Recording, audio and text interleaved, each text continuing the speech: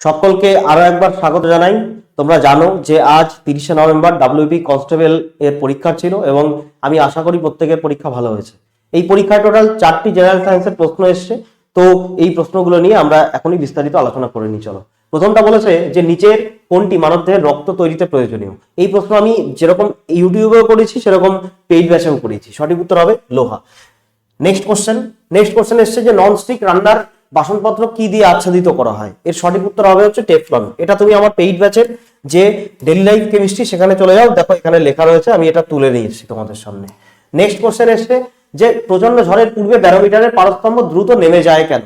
এর সঠিক উত্তর হবে যে বাতাসের যে বায়ুমণ্ডলীয় চাপ, সেই বায়ুমণ্ডলীয় চাপ দ্রুত হ্রাস পেয়ে যায়। দেখো লেখা আছে, তুমি যদি এটা পেতে চাও তো পেইড ব্যাচে চলে যাও, প্রপার্টিজ অফ ম্যাটারে এইটা লেখা আছে, এখান থেকে আমি তুলে নিয়ে এসেছি।